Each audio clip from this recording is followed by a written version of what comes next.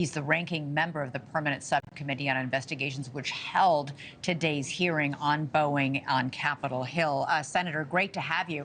Boeing's CEO began his testimony this afternoon by directly apologizing to families of the 346 people who died in those two crashes.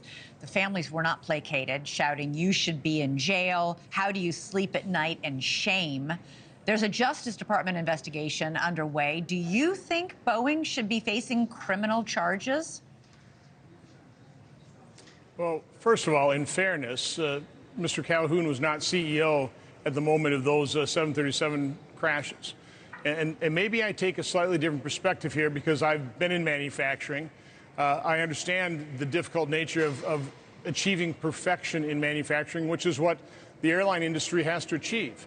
And when they don't achieve it, obviously they have catastrophic events here. But there are many challenges here. This is what I would consider a true problem. There's nothing easy about this whatsoever. Boeing is facing a workforce that is retiring. They don't have the expertise. They're having a hard time hiring people that have experience in the airline industry.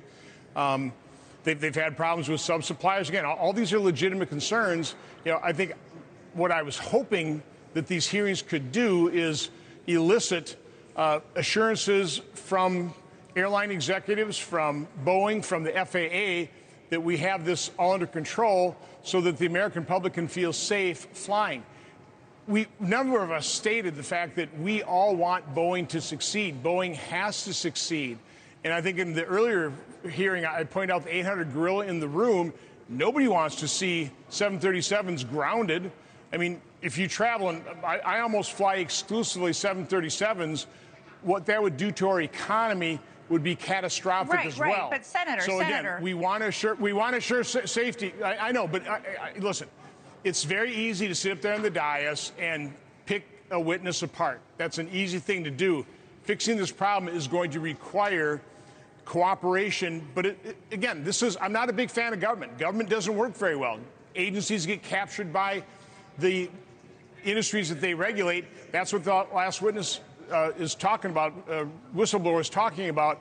But we have to make sure the FAA is doing its job, as well as keep pressure on Boeing to do its job as well. So again, I guess I'm just more understanding of the enormous challenges facing the airline industry and Boeing in particular. Right. I think people would agree they don't want to see 737s grounded, but they don't want to be flying in 737s that whistleblowers say are unsafe.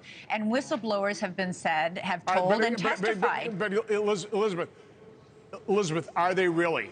And again, take a look at the safety statistics in terms of transportation. Traveling via air is still by far the safest mode of transportation. Again, I hop on a 737 at least twice a week.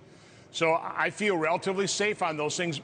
And I try to point out the entire chain, the entire quality and safety chain, which includes the airlines, which is why I want to call them before our committee, have them describe their maintenance checks.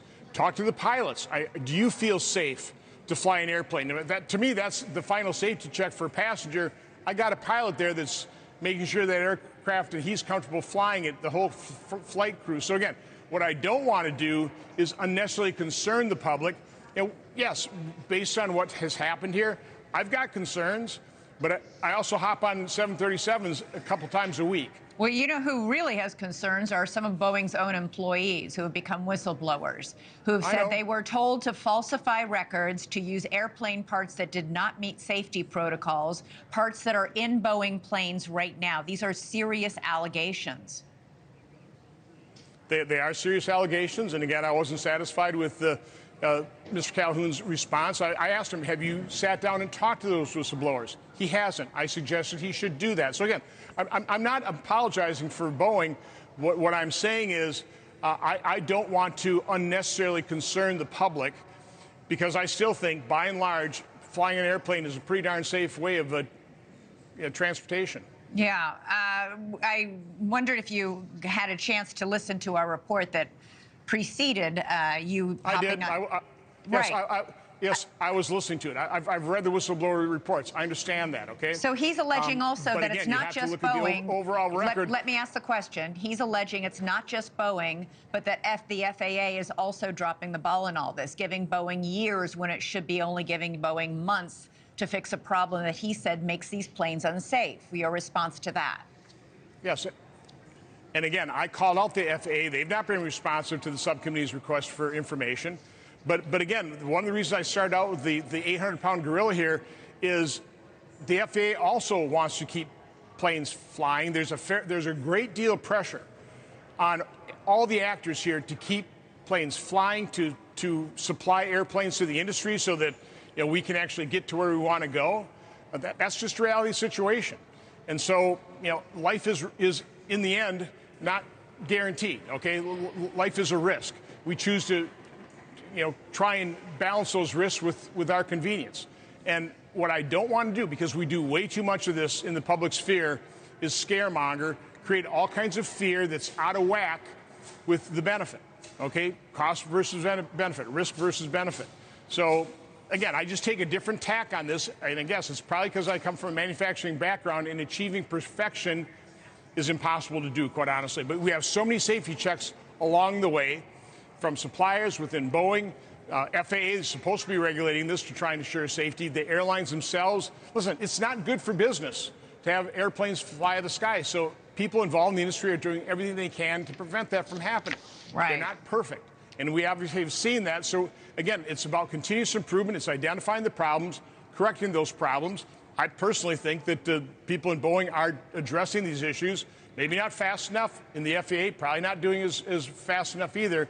But in general, I'm going to hop on a plane tomorrow morning. Okay. And I'm not going to be particularly worried about doing so. And I assume you will, the CEO also acknowledged that some of these whistleblowers are currently being harassed by other employees at Boeing. He acknowledged that that's happening, that there's been backlash. And he's apparently disciplined them. And again, I was disappointed that he didn't have that information. How many people who have retaliated against whistleblower have been held accountable? How many have been disciplined? How many have been fired? He's going to give us that information. He should have come prepared with that information today. He would probably had a little bit easier time if he could answer that question. All right, Senator Ron Johnson, thank you so much for joining us on the show. Appreciate it. Thanks so much for watching. Go to joinnn.com to find NewsNation on your television provider. And don't forget to click the red subscribe button below to get more of NewsNation's fact-driven, unbiased coverage.